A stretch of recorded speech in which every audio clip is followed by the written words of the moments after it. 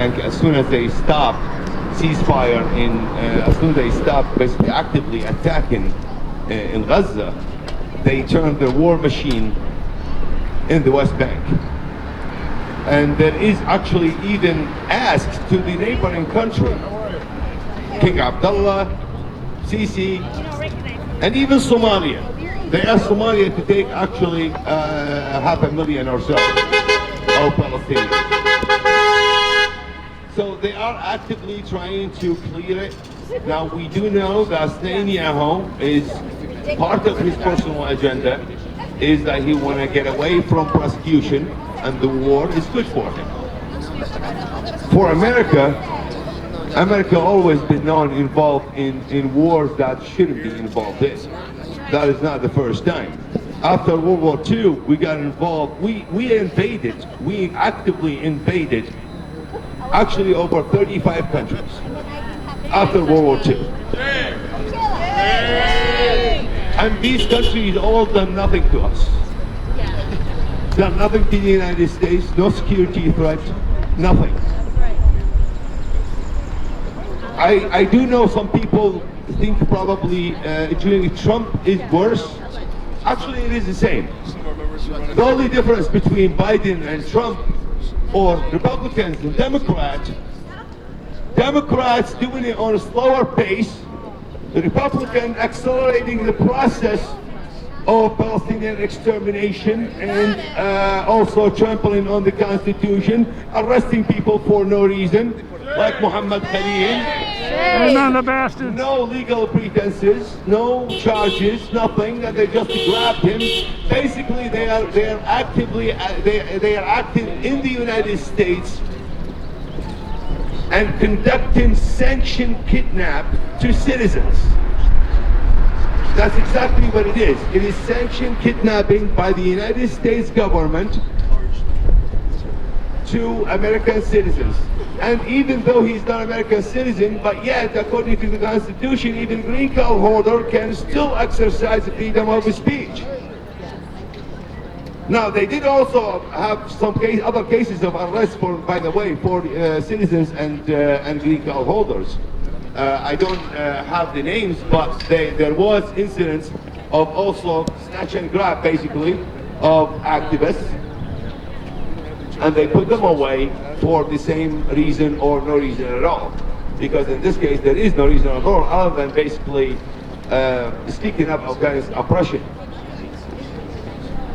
Now, I would like to speak a little bit of something about political activism. When you are in a stadium,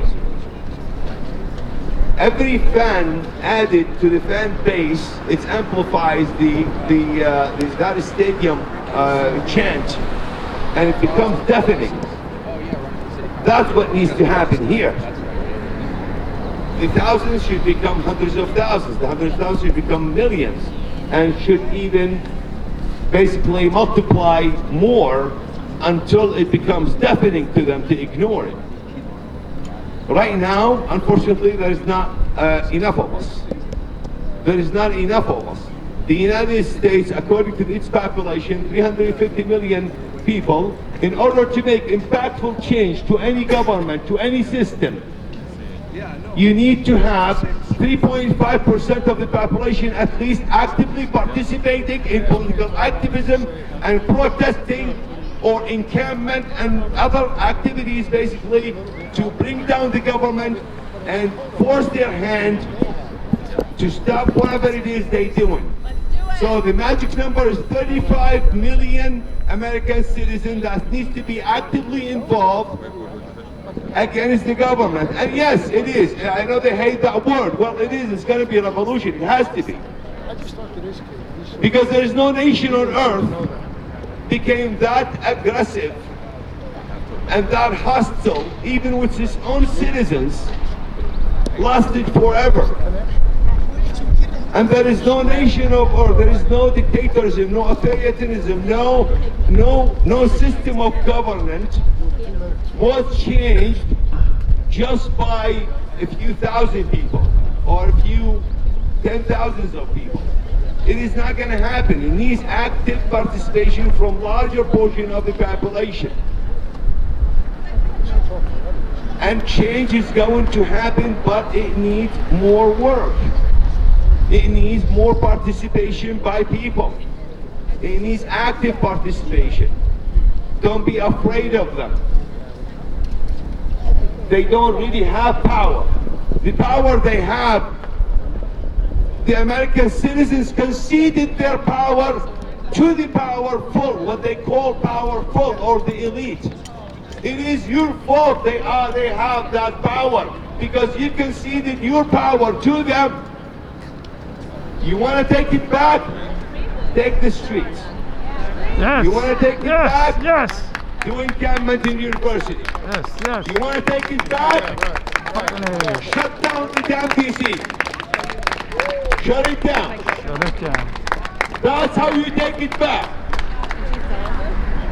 There is no change that will come without sacrifice.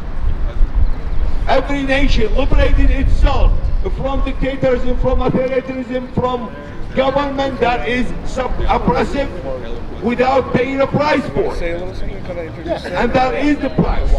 Hell, the Palestinian paid so far over 200,000 people.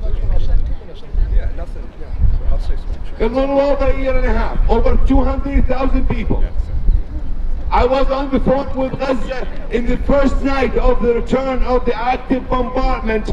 Within 24 hours, Khan Yunis alone gave 275 martyrs.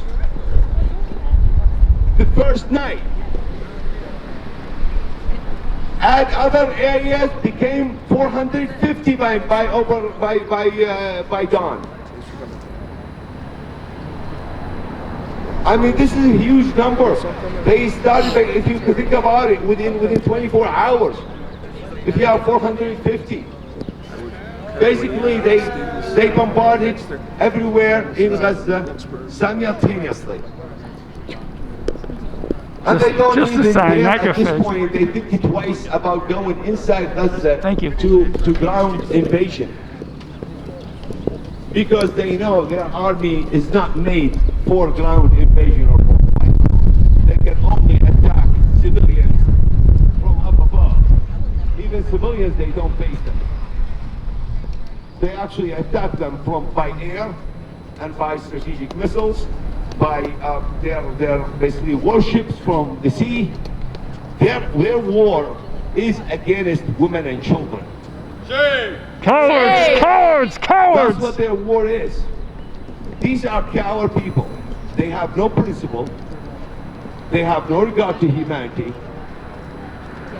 And they are no, not a state. It is a colony. Please refrain from using the state of Israel. No, it is a colony. It is not a state. Just because the United Nations decided to give a piece of land that they don't own, and the British and the Americans, to another group of people called Zionists, that does not make it a nation. That's right. Just because they said so. Right. Because that very same UN, it was also established by the very same imperialist forces that divided many countries around the world.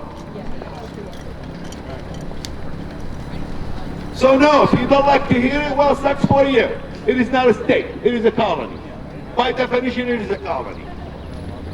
An occupation force don't have the right to defend itself. They cannot claim self-defense. And yes, the Palestinians have every right to raise their weapons, to fight with everything they got, until they take every single last Zionist out of their land. That's right, that's right, that's right. Damn right, damn right. I'm sorry for taking so much time. No, we love you, brother, we love you. It's just, honestly, there's so much about this thing to say. I mean, there's not enough time even to say it every time. I mean, I don't know what it takes to this station to have basically to hit reality, for reality to hit in their mind, to set in their mind, and take the streets. I don't know. It's mind-boggling. I mean, look at the economy. Most of American households are basically deep in debt. Everybody pay gas bill over 500, on an electric bill over 300, and exactly, and even those who make $15–20 an hour, if you calculate it, it is not enough. It is not enough, not even for utilities. So what the hell are you waiting for? If you're deep in debt, your economic situation sucks. You can't even buy a gift for your kid. That's the goal. That's the goal. But what are you waiting for? What are you waiting for? That is the time. That is the time to change the government. Remember the French Revolution. The French Revolution. The Queen starved them. The Queen starved them. And what happened? They took the street, and that brought to them the famous French Revolution. That's right, that's I right. mean, I don't get it. People, when they get pressured economically with their food table, their children, they should actually revolt. Yeah, they're ready to talk. That is a natural result, a natural actually reaction from people. I mean, how long is it going to take for us to reach to that point? We're already here. We're already at that point. They're going to speak. Good. Yeah. We're good. Oh yeah, I'm sorry. Hi, I'm sorry. Shay. Hello. With that, I'm going to say this.